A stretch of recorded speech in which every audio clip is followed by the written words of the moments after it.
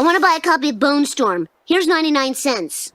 Allow me to summarize the proposed transaction. You wish to purchase Bone Storm for 99 cents. Net profit to me, negative $59. Oh, please take my $59. I don't want it. It's yours. Welcome back to Thinking Critical Comic Book Podcast. It's time for the last taped episode of Slabbed and Raw, episode number 9. Episode 10 is going to be special. It's going to be live on the channel, and it should be live streamed on Sundays moving forward. Very excited for this. We're going to touch on some Comic-Con. They're opening back up. We've got horror stories, what to look out for when you're on the con scene. Also, there's a more, investment in horror characters as far as Marvel and DC moving forward. They've kind of worn out the cosmic characters, the Earth-based superheroes. So we've got some new things to keep an eye out for, and we got a couple other topics. Obviously, here with me to talk about this is the co-host of Slabbed and Raw, the curmudgeon of Critical himself from Parts Unknown. Pele, how you doing? Better. A little better. I had a little bit of an incident earlier in the week, and I appreciate all the well wishes and all that. Just day by day, and feeling a little bit better, and before long I'll be back to whatever I consider normal.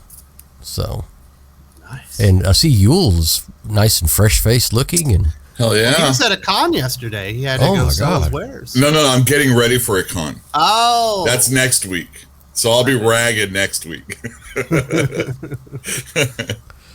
Speaking of Yule Carter from Fantastic Comics in Berkeley, California, one half of a fantastic management team there. How you doing, buddy? I'm doing all right. Like I said, I've been looking at a lot of old comics because I have to go through and recheck the grade, and then there's a new Overstreet guide that came out this week, so I'm updating the prices. So it's all numbers and covers in my head, and it's I'm glad to take a break right now. Sounds very exciting. No, and last but not least, we do have the comic book pirate himself, Doc. How you doing? I'm good. We're gonna get this recorded, and then I gotta finish packing, and I gotta catch a plane this afternoon. Wow. Going to Where are you going? Going to Texas. Oh. I hope you packed your Speedo. You should be swimming with it. Yep, I packed it. What do you think I'm? No, that's my other eye patch. Eye patch and Speedo. Yeah, that's the other. I hope you wash that first. Yeah. Either way, it doesn't matter. Yeah, I'm going in the ocean, so it doesn't really matter. Which one's the eye? Which one's the nuts? You remember. So if you're in Texas and you see a man with an eye patch and a Speedo, you could have just met Doc. Possibly. It's next week. So. or just a Texan. Yeah. Well, if he's got a holster or something, maybe a sidearm, it's probably someone from Texas. Yeah. All right, so we're going to start out with Comic Cons. Con season is open. You know, we had Terrific Con this weekend. We've had a few cons here and there. Some of the bigger ones are opening up. I believe there's going to be a San Diego Comic Con before the end of the year. Yule himself said he was getting ready for a Comic Con next weekend. These are great opportunities to get really good deals, Pele, but it's also a great opportunity to get sucked out of your money if you're not paying attention to what's happening. Yeah, it's a good opportunity to get hosed, and it's you got to be careful with that stuff because you get excited. You're in the environment, you know. There's all these comics around, you know, and if you're a collector, your blood gets boiling a little bit, and you got your credit card, your cash, or whatever like that, and you're ready to go to work, and you get a little bit excited and trigger happy. And we've all been there, you know. I've been there. I've bought when I probably shouldn't, and then I didn't buy when I probably should have. And it's one of those things that just takes experience. But you know, with a couple of you know special eye to detail, you know, you can keep from getting smashed, or your wallet getting smashed. But I guess the best thing to really is kind of just pull it back just a little bit, and let's look at who are the people that are there selling You know, are they other collectors? Are they other retailers? You know, who are these other people, and what's that environment like? It's chaotic.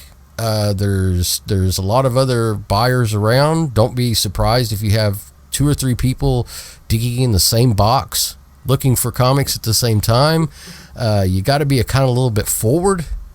I know that in the time of COVID and everything like that, it'll probably be a little bit different. But you know, you can't be really shy.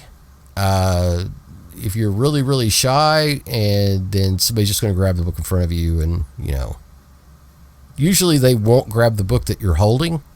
Although I have had that happen before. What is this, a Cabbage Patch doll? I know. Oh man, there was a whole run one time when Secret Wars first started getting really, really hot back in the 90s, and you know, this black Spider-Man costume was getting to be hot. I mean, it was up to like $30 or $40 at the time, and everybody was buying every copy of it they could find. And I found a brace of them in one box. There's like 5 of them in one box, and I was going to buy them all. I grabbed them like that. And a guy just walks up and plucks one of them out of my hand. He's like, I was like, what the? I turned to look. He's, well, you got like 5 of them, man. Yeah, I was going to buy them. He goes, oh, don't be selfish, dick. You know, and I like, there's 1,000 other copies on the sales floor here. You didn't have to grab one out of my hand. But anyway, that's you know, you got to be kind of a little bit forward. You got to box out like you're playing basketball. A little bit. Act like little bit. Act like it's a Black Friday sale at Best Buy and somebody wants that $200 50-inch flat screen. I've never seen a comic convention go that bad, unless like Rob Liefeld's like throwing comics in the crowd or something. So Pele, when you go up to a vendor at a Comic-Con, they have to pay for the space, correct? Yeah. So you're going to be costly. paying a little bit of a premium just for the fact that they had to rent the space to be there and sell it to you. So you're going to have, you know, likely a little bit extra on top. Sometimes, or the premium books are going to be a little bit extra. Or a lot of times what you'll find is like what Yule talked about several episodes ago, where, you know, Silver Age bulk comics, 50% off. Stuff like that. Wow, that's a deal. I don't know if you'll see that, but you might see Bronze, Copper Age, you know, 50% off just to blow stuff out. You know, we're talking about, you know, ROM, you know, we're talking about, you know, Commandi, stuff like that. You know, it's not going to be like top tier, but you know, it's stuff that Turok. Well, that's Gold 60s. key Turok.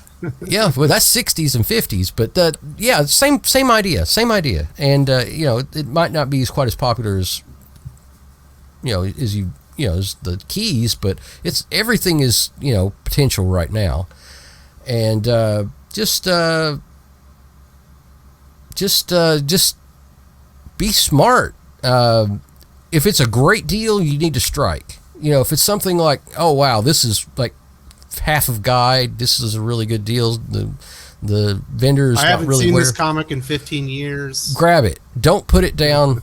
You put it back down, you come back around, it's not going to be there a lot of times. So speaking of that, Pele, I haven't done this in a while, but when you go to a convention and you see a book, but you know there's a bunch of other stuff you have to look at beforehand, do you actually ask the vendor whether or not they might possibly hold it for you until you come back? No way. Not if you don't know them. Right.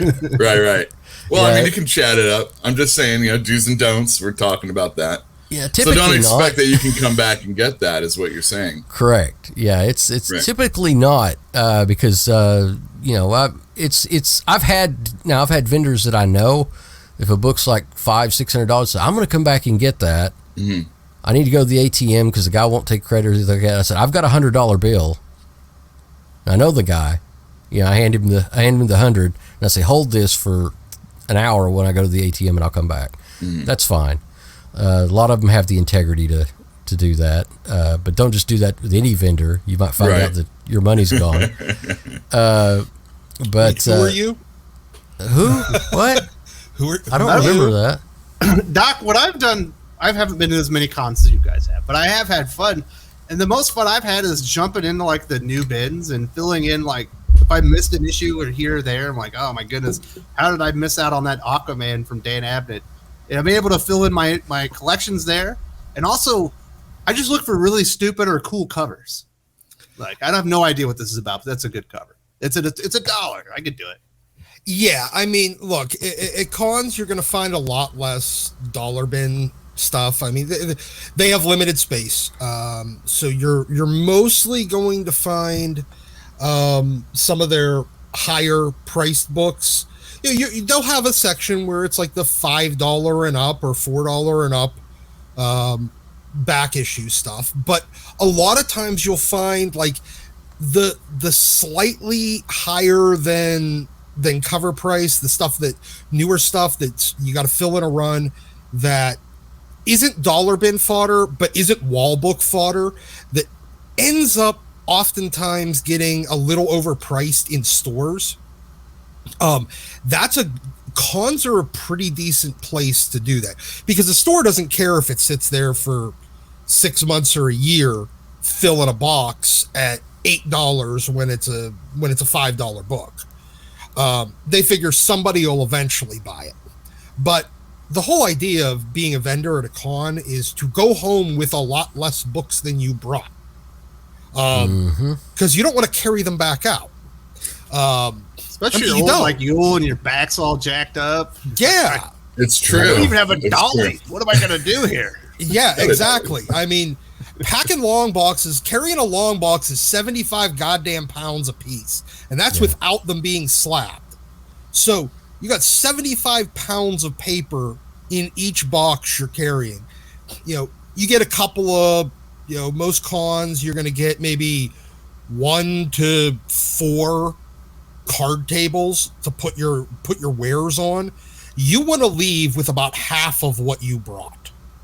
That's ideal. If you leave with half of what you brought, so you can start sell that book that you might have it in your bins at your store for $8, you might sell it for $4. Even though it's a $5 book. And those are a lot of times the things you can find a lot of. Like, all right, Doc, what if you're going for an autograph or something? Should you bring your own copy or should you buy one there? I think you're probably going to get hosed if you buy one there. Yeah, if you're buying one there, if that creator is at the show, almost guaranteed there's going to be a premium on stuff that is there popular. Yeah. If you go to a show and Rob Liefeld's there, New Mutants 87, New Mutants 98,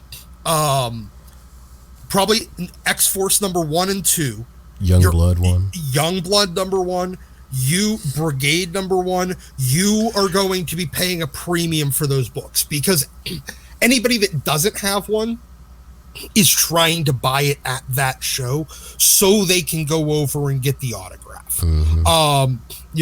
Say whoever the big creator is. So, kind of like in PCU where they're like, you're wearing the shirt of the band you're going to see. Don't be that guy. Don't go to a Comic Con trying to buy the books of the guy you want autographing your books. Absolutely. Just do not do it. You're basically asking to get ripped off. If it's a $300 book, you're paying $4. If it's a $50 book, you're paying $75. Guaranteed almost every time if it's their thing that they are known for. So yeah, do not do that. Definitely bring your own books. I've got an anecdote for that. Go ahead. I got an anecdote for that. I went to see Jim Starlin. I went to Chicago Comic-Con just to see Jim Starlin. And I had packed up like 4 books that I wanted to get autographed. And was really excited about it. And left them at home. Just left them right. Take your stuff to the convention. I had everything else packed. I was going to pack the little folio that I had them all nicely stacked into. I was going to pack it into my overhead bag, and I just left it sitting on the coffee table. And I got there. I got at the hotel and everything. Went to unpack it, and it wasn't there. And I was, oh, Jesus, God, no in heaven. No. And, but yeah, it happened. And so I ended up at the con with, I needed to find a Jim Starlin book. And, oh, my God, everything from Starlin was just sold out as far as the eye could see, or it was jacked up in price 3 and 4 times guide. And I was like, this is a nightmare. I did the same, had the same thing happen with George Perez. You couldn't go to a booth that didn't have copies of Crisis on Infinite Earths, like up on their wall, no matter what shape they were in, and they were all obscenely priced. Yeah. I brought my copies and I brought my Absolute Edition, and I'm like, you know what? Nope, I'm going right in my bag. I'm going to carry them right in and have them sign it right there. Yeah. Finally found one copy of Strange Tales 180 that wasn't like, is like a near mint minus 9. It would probably be a 9092. I think it finally, when I pressed it and everything, got a 92. But I found a decent copy of 180 and was not obscenely priced, and I, just snapped that sucker up, and as I was like, oh yeah, grab. And I was going to wasn't even going to try to negotiate with the guy. I was like, okay, the price on there, it's like 40% over guide. I don't care. This is okay. And another guy comes running from there. He's, no! I had found the copy. He had hidden in the back of a box. He had taken it and actually hidden it away and to come back later to get it. And he's like, oh, I hid that. And I was like, yeah, thanks. So when you so this is something that happens when you can't get a vendor to hold something for you. They hide the books. Yes, the other customers will hide books somewhere in the vendor's stash if the vendor's not paying attention. You might Looney Tunes comics. No one's going to look for this here. Yeah, it was basically because I was finding books of just random shit just anywhere, and I was like, oh, people are doing that game. Well, I better look around. So check the Khazars out, you telling me. Yeah, it was. Yeah, I found the Strange Tales in the Bugs Bunny. Oh, check the animation box. Yeah, it was in the animation box. And I was like, check the duck books. The duck books. So Pele, as a comic nerd, you go to the Comic Con. You're basically walking into the land of milk and honey. You're seeing all these things. Your senses are likely to be overwhelmed. Do you go with the checklist? Like, these are the comic books I'm looking for. These are the prices I'm willing to pay, so you can stay focused. Yeah. Or are you? Yeah. Have a game plan. Be organized. Yeah. You have your game plan books. Is like what I usually do is I'll have my 6 plus 6 to 10 or whatever game plan books. Those are the books with an idea in mind of what I want to pay, and then the rest of it comes with experience. Though you know what's good, what the price is around what should be, and you've got to have your mind open, your eyes open for other things. And if you just go looking for your game plan books, you'll be fine. But the more you know and the more experience you have with shopping and with comics, then the better you'll be able to deal with things on the fly as they occur at the con. But it's exciting. It's a hell of a lot of fun. I wish that I could do it all over again, as a fresh-faced comic collector, because it was so fun the first time. But I really want people to go out and have fun doing this, and don't be afraid to ask for a better priis. I was about to say, can you negotiate? I would negotiate. Absolutely. I got $40 in a ballpoint pen. They expect a degree of negotiation at a convention, and if it's low price, they probably won't, unless you're talking about a lot of them. Like, say, I've got 5 books, they're $5 for $1, but I'll give you a $20 bill. They're for $5 a piece. I'll give you $20 for 5 of them. Give me a break. And a lot of times they'll do that. But the other books, wall books, stuff like that, they're ready to negotiate. So don't be that guy and just pay the wall book price without talking. In my experience, first of all, the buying one book from a vendor is almost a guarantee that you're not going to get any wiggle room, and you're probably going to pay over market, in my opinion, in most cases, especially early on in the show. Friday, Saturday, Those are the days that there's Getaway not. days. Yeah, Absolutely. those are the ways that they are not really willing to. I mean, early Friday, maybe they're willing to get a kind of a good jump on paying their table fee. Yeah. But Saturday, especially their busy day, you go up to a vendor with one book and you want to negotiate, unless it's a wall book, they're just gonna tell you to pound salt. But the more books you buy, the better you actually will do on a per book basis. And the closer to the end of the show, where they're trying to. Oh yeah, they're Sundays really, are, yeah. Sundays. Now you've already lost out on all of the great high demand books. You're not getting any of those because they're already sold. But the mid grade stuff, that the mid quality, mid tier stuff that moves, but a little slower, and there's not any real demand for, you can make really big deals, especially if you want to buy more than one book. You want to find. My suggestion is find that vendor that has a lot of the stuff you want, and put most of your money to that vendor. You blow $500, $600, $700, $800 with one vendor, you are going to get $1,000 worth of stuff, from his original pricing. So he will find knock 30-40% off. So you find a vendor that has everything at the very beginning of the show, has everything you want. Do you just don't even look at anything else? You just go for it? No, you always go look around. I'll always go look around. I might not jump right into it. You know what? I had this happen actually at an outdoor convention earlier this year. I found a vendor that had a shitload of the reprint era X-Men books, like between 67 and 93. Finding those books is really, really hard. They didn't really survive, and they're not super in demand, and they're not really popular, but everybody forgets about them.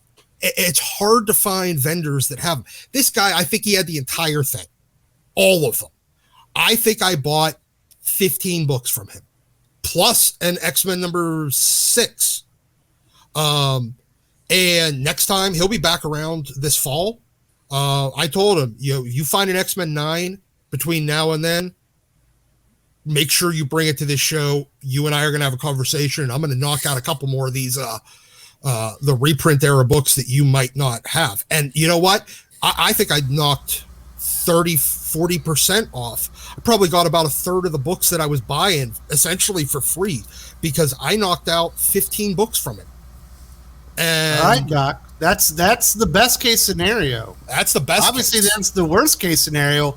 As a customer, not as a retailer, as a customer at a Comic-Con, have you ever just gotten totally hosed? Oh yeah, I bought.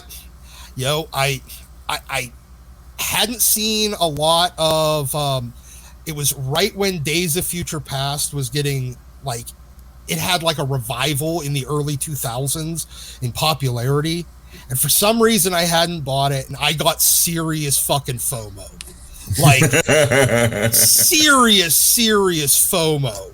And I think I paid way too goddamn much money for that. And I also bought the first Walking Dead omnibus hardcover, the big absolute edition sized ones that they did, off of one guy, because it was already out of print. And back then they weren't going back to print on these things. And I wanted it real bad. And I think I spent twice cover price on the hardcover. And I got, I think I paid about 3 times what the current price is on those 2 issues of Days of Future Past back then. I mean, granted, they were really gorgeous books, but I got completely hosed. Every Comic-Con has a horror story. And speaking of horror stories, that's our next topic. We're getting in here. There are a lot of comic characters, specifically in Marvel. We've kind of covered a lot of the cosmic, we got the Guardians in there, a lot of the cosmic heroes and villains. We've obviously got the terrestrial heroes and villains. now we're kind of getting those horror-based villains that I know, Pele, you are very fond of. Mm-hmm. And people need to be keeping an eye on this market. It's obviously been some spikes. We're seeing Morbius. Who else we've got coming out? We've got it. We've already had Moon like Knight. all the. Yeah, well, plus with the Scarlet Witch, we've had the Darkhold already mentioned, which is like the source of a lot of the dark and evil stuff that, from the Marvel universe, and it's just, it's about to pop off, or it's already in the process of popping off. Marvel horror has kind of always been suppressed behind DC to an extent because, led by Swamp Thing and the like, DC's just, their horror is on point. House of Secrets, House of Mystery, the led by a juggernaut of just amazing writers and artists. And Marvel horror just kind of sat back in the background, but now that's changing. And, you've got the Legion of Monsters, you've got, which Morbius is a member of, and Ghost Rider, and, Living Mummy is on fire right now. Not literally, but good. But that would be kind of funny. He's all wrapped in linen. Yeah, he's all wrapped in linen. That's he's gonna burn real fast. That'd be horrific, wouldn't it? It might be polyester too. So it's really bad. I've got a story about that from another time. But yeah, it's an amazing time right now because the books that were worth nothing, are now just flying. They're soaring, and I think there's a lot of instances where you're going to be able to catch some really good deals if you keep your eyes open, and because they're not anywhere close. There's nowhere close to where they're going to end up being due to the scarcity. It's one thing I want to get into is the scarcity. Marvel horror was seriously underprinted at the time, with the exception of like ASM 101. That's a Spider-Man title. It's a Spider-Man issue. It was printed really heavily, but it's a hard book to find in high grade. Very hard to find in high grade. I still think that it's probably undervalued, considering. Really?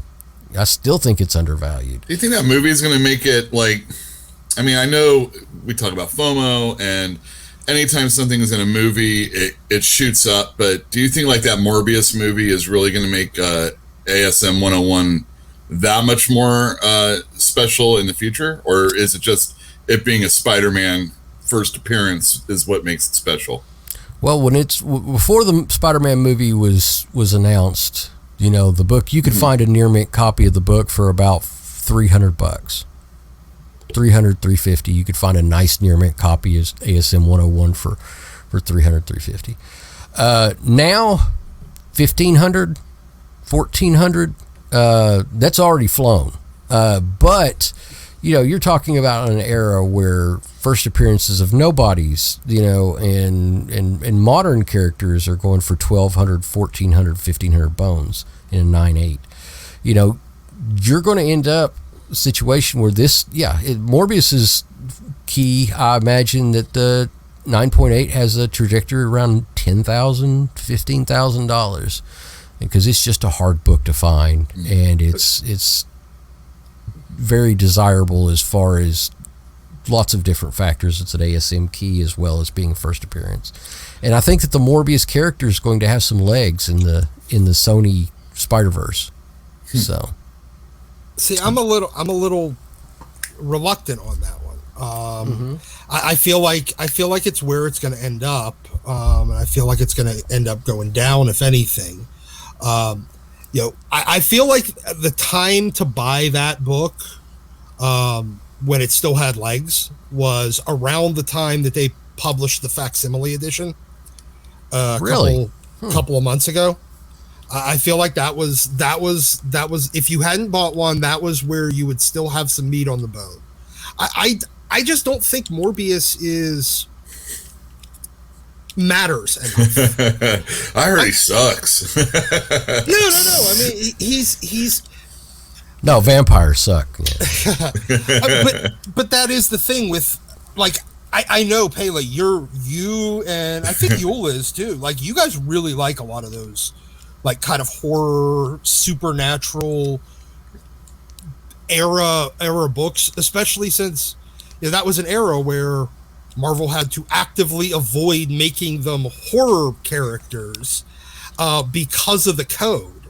Like, that's why he had to be a living vampire, because he couldn't be an undead vampire. They couldn't use actual Dracula. But they did use Dracula. Dracula's very popular at Marvel at the time. I understand that, but they couldn't give him his own title. It had to be Tomb of Dracula. There was Tomb of Dracula that wasn't really about Dracula. It was to a degree, but well, I mean, he was in it. Anyway, a lot of, like, Werewolf by Night, he had to not be a traditional werewolf. There was a lot of weird things that they had to do to meet the code, and I've always mostly that was just removing the gore. I get that, but I mean, look, the only one that I legitimately think that has a lot of legs still under it is Werewolf by Night 32. But that's the key thing, is Moon Knight. Moon Knight is the hub by which all of this is going to really play out, because he's going to see Morbius, Dracula, Werewolf by Night, all of those characters, all of them make appearances in the Moon Knight comics. He's kind of like the guy, he's the hero that fights them all. Right. And because they're either anti-heroes or villains, for the most part. And he's the one that fights them all, and they're going to be the guests in his series, as well as, having some connections. There's going to be like a Legion of Monsters movie and stuff like that, where they all come together. But they're going to be special guests in the Moon Knight series, and that character, I never would have dreamed that Moon Knight would hit the popularity it's hitting right now. But it has, and it's insane. So those they're going to be extremely popular. I am guessing, this is my guess right now, from the popularity I'm seeing and the noise I'm seeing from customers, is another 50s style revival of horror. Like we saw at the Bijou Theater and stuff like that, with the monster weekends and monster matinees and things like that. Well, DC Comics is agreeing with you. They have an entire horror line that they're opening up. I think they're seeing what you're seeing. Yeah, it's going to, right. and it's due. It really is, because vampires and the like haven't really been popular. I think the sparkly vampire right now on the indie scene. I can tell you that right now. I think Twilight Sparkle vampires hurt vampires for. Yeah, it did. Twilight really, really hurt vampires, and vampires shouldn't be out in the daylight, let alone sparkle. So it's just, that was terrible. But so we're mostly talking about Marvel horror comics and DC. And I mean, obviously, first Swamp Thing and House of Secrets, something or another. 92. That's obviously a big deal. In DC, you have like first appearances of Constantine and Swamp Thing. Yeah. When Alan Moore first starts up. Issue 50, it has the first Justice League Dark. It's a big deal. But it feels like Animal Man would be another character that it's so weird, but they got to put it on TV or something, right? Well, do it again, I guess. There was Manimal. That was like in the 80s, if everybody remembers. Manimal. Oh, Lord. God, that was bad. Program. I loved it as a kid growing up. I feel like DC's their horror line was a little more well received back in the 70s. They're like horror books and not based in the DC universe, necessarily. I mean, in Swamp Thing, you had Batman, and even when Alan Moore took it over, the Justice League were in it for a minute and stuff like that. But Marvel, man, they always try and force, the superhero angle on it. Ghost Rider is, there he is. He's fighting Spider-Man, or Luke Cage is in it, or something like that. So I feel like Marvel's horror always kind of bordered on, kind of cheesy. But it's the one that most people like. The movies, right? Well, it's more of a, DC had more of a macabre type of angle to it, and you had the Bertie Wrights and Deal Adams, just popping out the artwork at that time. It was more like EC, if you can be. If a comic company was going to be more like a traditional horror book, it was the DC ones. Yeah, minus the gore. It was kind of like Right. EC, yeah. Closer to EC. Closer. Like Marvel has, but see, the thing is, Marvel's tried this horror revival thing a number of times. They did it in the 90s whenever they did there was the Midnight Suns, Spirits of Vengeance, Ghost Rider. Darkhold was there also, which sold like mad. They really? did, but they didn't have any legs to them. After about a year, that it was dead. The whole line was basically dead. There was nowhere for it to go, like TV or movies. I guess, but they tried it again in the early 2000s. They tried it whenever, when they did, because they did that entire season or 2 seasons of Agents of S.H.I.E.L.D. that was revolving around the Darkhold and Ghost Rider, but it was Ghost Driver, not the real one. And it didn't really hold up. They S.H.I.E.L.D. was they dead by then. Like that show was kind of shitty. I understand. Doing anything to stay alive. You know what? From about the 2nd through the 5th season, it was actually doing pretty well. 6 and 7 did poorly, and 1st season was bad. But regardless, they did try to do that. They tried to do it. Look, even whenever they did the Wesley Snipes Blade movie, there was no real, I don't know, pop to the comics. What? It did. The Blade comics were unreal. The first appearance tripled in value because it was not really that high to begin with. It's not like today, though. But it did have quite a climb during the Blade, when the first Blade movie came out, and then kept climbing through the subsequent issues. But go ahead. The issue, Wes. Pele, is the shared monster universe. Obviously, Universal has tried this 2 times now, and it's never taken. Yeah. I can explain. They brought in Tom Cruise. They brought in one of the guys from Lord of the Rings. Yeah, the special effects just really weren't there yet. Well, you think that was the reason? I think at that point, when it gets to the point to where it can, it's in a janky place. It's either when the practical effects were really kind of good, like they were in the 50s, and they're kind of, it was cheesy, but it was fun.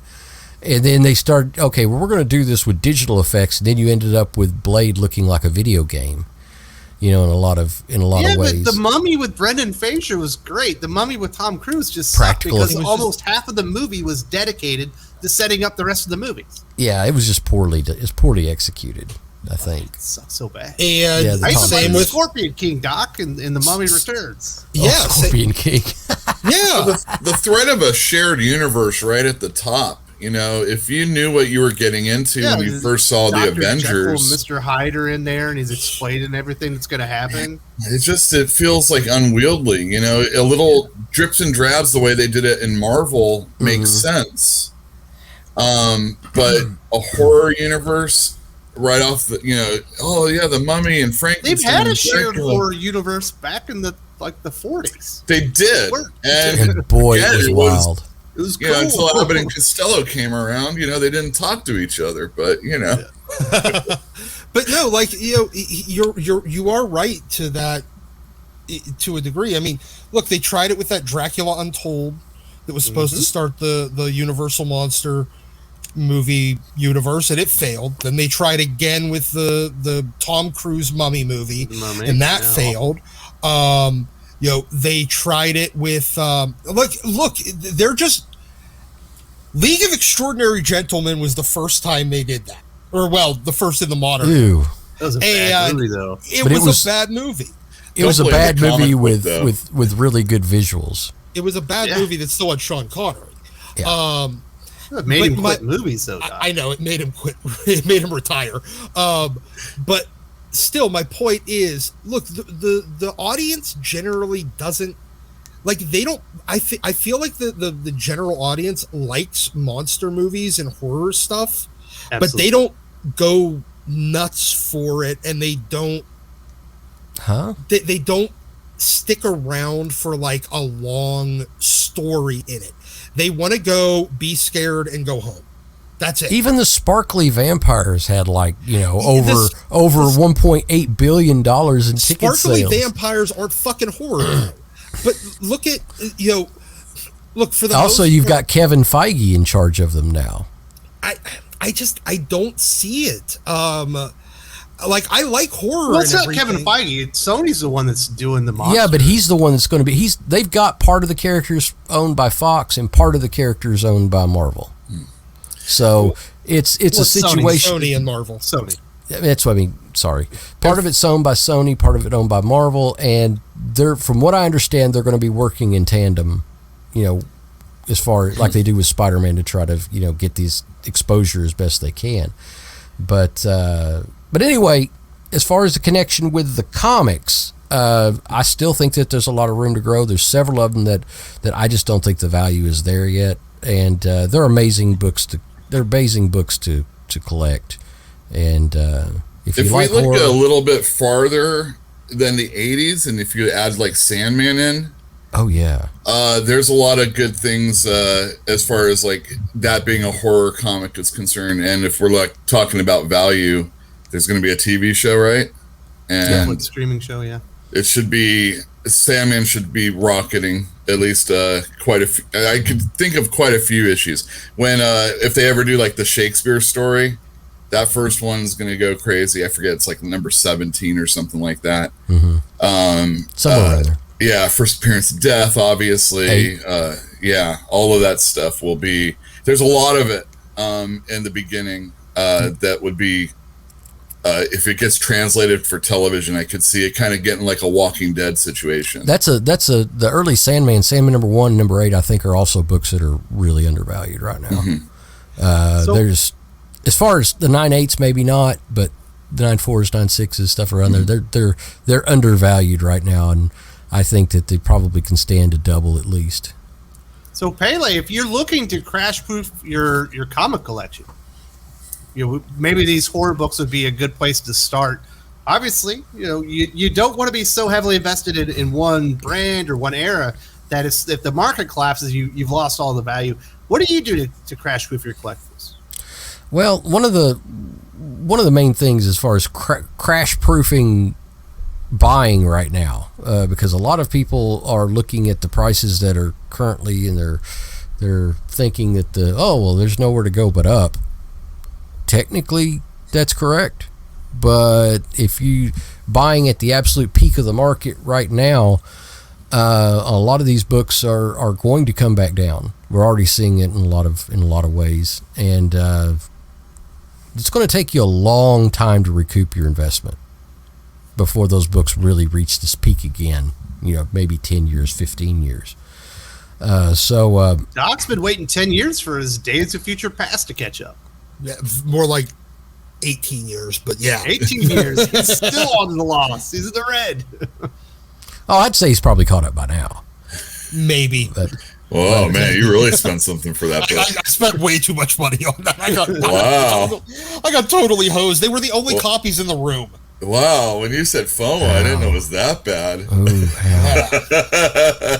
Yeah, it was bad. That sucking sound was from his wallet. I'm sorry I wasn't on Twitter at the time. I could have helped you out better. Twitter didn't exist then. It was pre-Twitter. Oh, pre-Twitter. Basically, don't buy at the peak of the market. If you don't want to get it upside down on these things, right? No. Otherwise, you're just sitting there. Well, what are you buying it for? Is it for your right?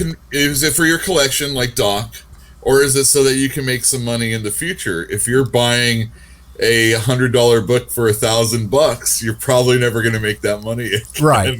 But there's a point there that you're like, I love this. I want this book in my collection. I can never seem to find it at a really good price. I'm just going to go ahead and pull the trigger. Go for it. It's something. If it's something that you love, and it's a book that you've always desired, you never can seem to find a great deal on it, just pull the trigger. I mean, the worst regrets that I have are not from the comics that I've bought. It's from the comics that I didn't buy. Yep. And I mean, even the worst deal that I ever had, walking away, I was going, oh man, I got clobbered on that. What the hell? I think it was Silver Surfer #4. I found a near mint copy at a convention, and at the time it was probably worth about $800, and I paid $1,000. I paid like $1,000 plus tax for it, and I was like, man, I got absolutely hammered on this. But I really wanted that Thor cover. Yeah, I wanted the Silver Surfer and Thor cover, and I was like, I've got to get it. And I walked away just, ugh. But now it's doubled. It's tripled. It's just, it's way up there. Oh, it's way more than tripled. It's way up there. But it took a long time for me to get back to there. And well, it also, when you think about getting kind of upside down on your values and things depressing almost immediately, you kind of lose some flexibility, don't you, Pele? Unless you're willing to trade at a loss. Right. Maybe you finally see that comic book you've been wanting your entire life. Maybe you're going to bundle some things up and go in on it, and you're going to get undervalued on what you actually paid for it. Yeah, so that's a hard pill to swallow. Yeah, don't do that. Yeah, it's like buying comics with leverage, with high interest. Don't do it.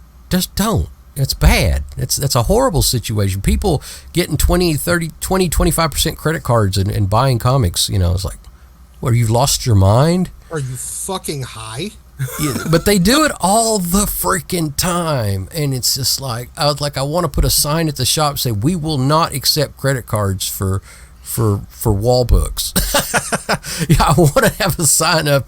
I don't, but I should have a sign up. It says, don't do this. If you have a 20, if you have a high interest credit card, you cannot buy books. You cannot buy comic books. You need to take care of your credit situation. Well, you were scaring me like a couple weeks ago where you were talking about people buying on credit, big, their collections. And wow, I hadn't even thought of it that way because I'm I'm debit card kind of guy. When I'm using my credit card, it's really from my bank account. And that is such a scary, scary thing that people are buying on credit, these high, especially if they're looking to flip them. Yeah, they're looking at your own collection. Yeah. What you do with your money is your own business. But boy, it's very scary when I think about that. People think that the sky is the limit on these collectibles, and the card people have found out that is not the case. They're at like half or less of what the prices were back in March. Mm-hmm. Yeah, it crashed like a mother, and it's coming. It is coming. Comics seem to be a little more resilient. They have more, I think, what's the phrase? Cultural significance than the trading card games. There's probably more of us out there talking about comic books than cards also. Right. I mean, I'm sure there's there's more people watch TV and movies and sports. Right.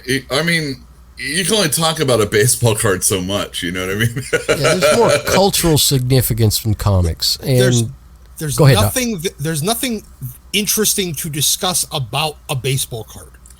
You're going to upset Green. He's a fan of the channel, man. I'm not baseball card collection. No. I'm not saying that there's nothing interesting about them. I'm saying you can't really have a conversation about them. After you discuss, the stats on them are just numbers from that you could get off Google. You could have the same nerd debate about a card, about who's got the more. No. You can have that one. Look, you got a quarter bed. That sucks. Yeah, you can have plenty of discussions about condition, but there's no conversation about the actual content of the card. There's not a story in the card. There's no story in the card. I mean, unless it's like he's trying. Wes is trying here. Unless it's like that Cal Ripken cards, like that Cal Ripken slur card from it was Billy Ripken. Oh, Billy Ripken. Whatever it was. Yeah. How dare you? Cal would never do that. I don't know. It was Cal Ripken. It was from somebody from Topps, I believe, wrote it on there. Oh, really? I didn't even know that. But really? It wasn't on his back for real. Yeah. But really? Oh, that's too bad. But so outside of that, there's not really much conversation because there's no content to it the way that there is a comic where there's an actual story inside that you could talk about as well. But season, Doc. Not to mention the movies. Not to mention the movies are tied to the comics and everything. It's just a cultural thing, for the last 15 years. But you're not talking about when you're talking about baseball players, you're not talking about their cards. You're talking about the players. That's the Right. point. Like, there's no Conversation starter point, Doc. Look at this card. Let's talk about the Well, we're not talking about cards All now. right, But- critical So- baseball. I can't wait. Yeah, go start your critical baseball, Chan. But regardless, no. Like, I think I get the point here, though. That, and the way, like, for me, from a strictly collector, I very rarely sell things. I used to occasionally vend at small local shows, but I haven't even done that in a couple of years. The way that I've found to crash proof my collection is make it something that I don't like, that I actually want to keep there. Like, you know, if I'm looking at nothing short of 5 years, you know, before I can even consider selling it, like, I might consider maybe 5 years down the line, but, you know, for as far as I can see out there, I'm not actually planning to sell any of this. That helps crash proof it. And additionally, Really? well, Sorry. no, and the other way that I've found is by sticking with things that have that cultural cachet. Because, like, for instance, I'm a huge X-Men and Spider-Man fan. If my X-Men collection is way more complete than my Spider-Man collection, though. My X-Men collection, it's already in that cultural zeitgeist. X-Men is going to be there. If the movies suck, it doesn't really matter, because they used to be good. Like, at least half of the Fox movies were good, and people will go back to them.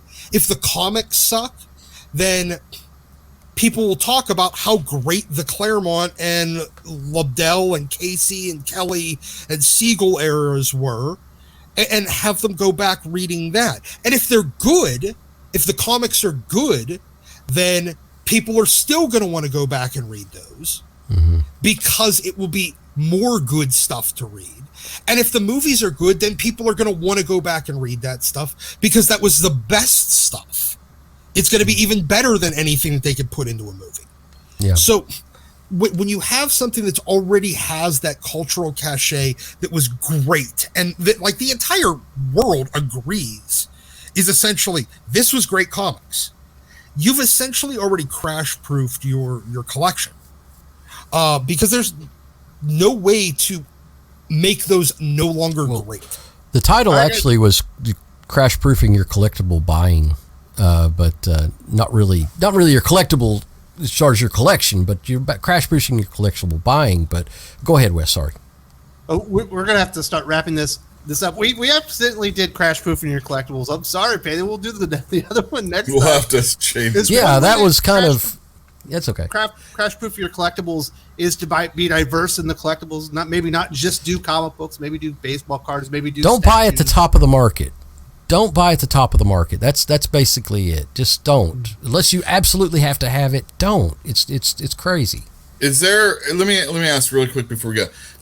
Is there a way to figure out when the top of the market is? If you're looking to buy something gosh. and you're like, man, I think this is going to start going down, that's when you really want to start buying, obviously. But if it just keeps, some things, they don't plateau and they just keep rising and rising and rising. And it's Yeah. like, damn, I should have got in it back then. And Yeah, there's just some books that don't do that. But in my experience, when you've had a long stretch of growth like we've had, for the last 8 months, 12 months, whatever, and we've had this long extended peak of growth like we had, there's going to be a softening. It's already happening in certain parts of the comic market.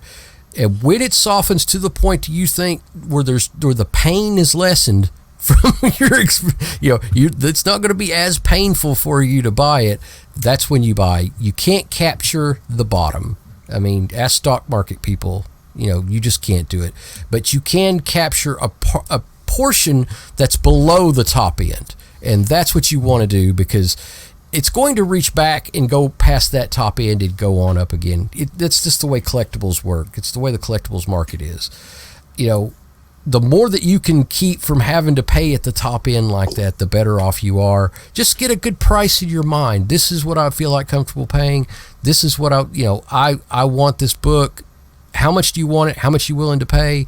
Don't pay at the top of the market, and your collectible buying experience will be much more comfortable for you and your budget. Buy raw. Buy raw, absolutely. I'm all about raw. Buy raw, buy in person, go to a convention while you still can, and you'll be able to crash proof your collectibles a little bit that way.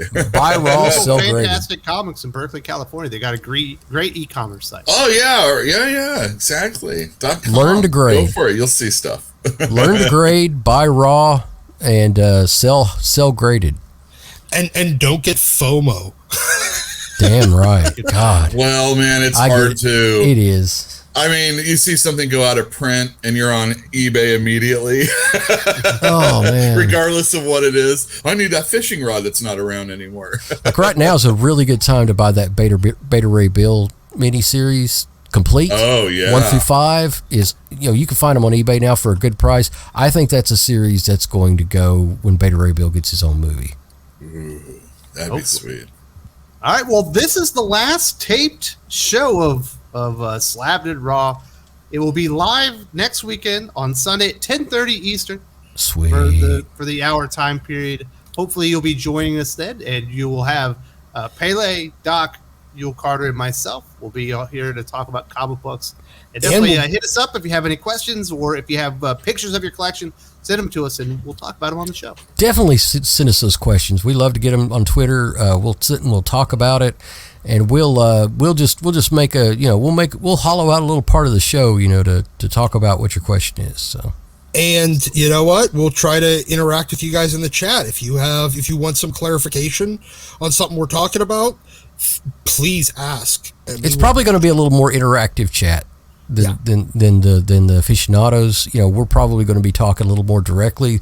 People post a question up, we're going to talk about it, and we'll talk probably a little bit more direct than we do on the Saturday show. So we'll see how it make goes. it a little more intimate. We haven't done a live one yet, but we'll see how that would go. This should be fun. Oh yeah.